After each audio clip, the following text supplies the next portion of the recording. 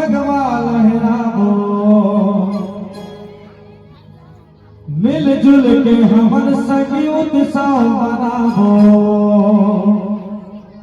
राम लाला के संगी भगवा लहरावो, मिलजुल के हमन संगी उत्सव मनावो। सबो झूम लेबो नाच लेबो गाबो राम जी के गाना।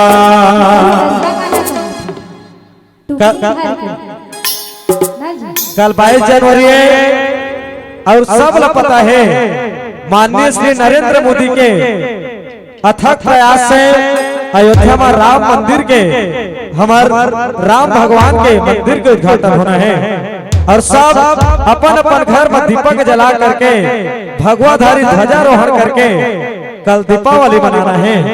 जे प्रकार से नया नवेली दुल्हन ला सजाथन वही प्रकार से अपन अंगना द्वार ला सजाना है और कहना है का घर घर भगवा छाएगा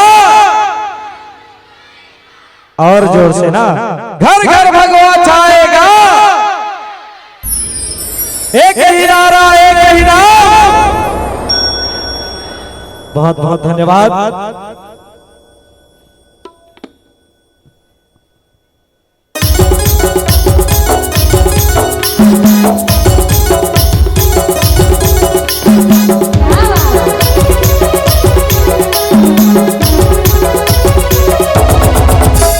राम लाला आगे संगी उत्सव मनावो, मिलजुल के हम संगी उत्सव मनावो। राम लाला आगे संगी भगवा लहरावो, मिलजुल के हम संगी उत्सव मनावो। सबो झूम लेबो नाच लेबो गाबो राम जी के गाना। सबो झूम लेबो नाच लेबो गाबो राम जी के गाना।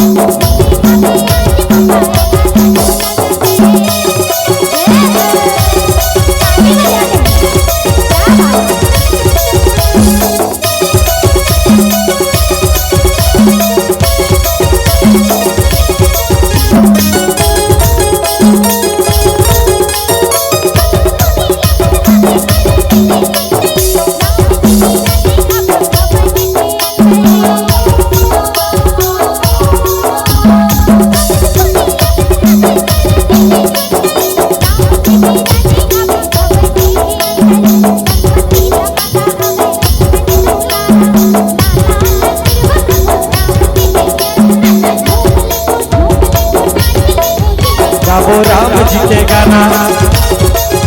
सबो झूम लेबो नाच लेबो गाबो राम जी के गाना।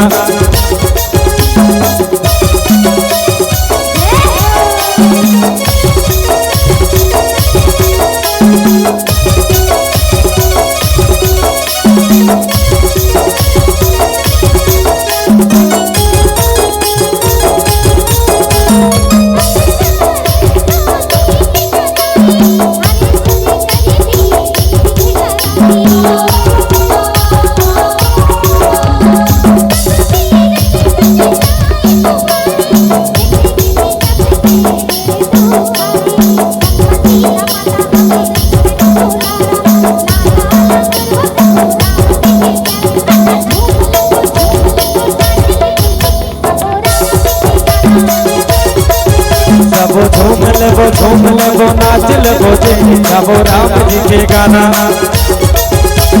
राम लाला आगे संगी भगवा लहरावो, मिलजुल के संगी उत्सव मनावो।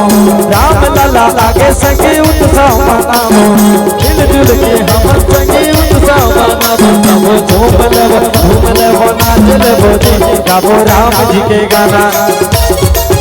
सब झूम लेबो नाच लेबो जी गाबो राम जी के गाना। सब झूम लेबो जी गाबो राम जी के गाना। सब झूम लेबो नाच लेबो जी गाबो राम जी के गाना। बोलिए लखन सिया रामचंद्र की जय।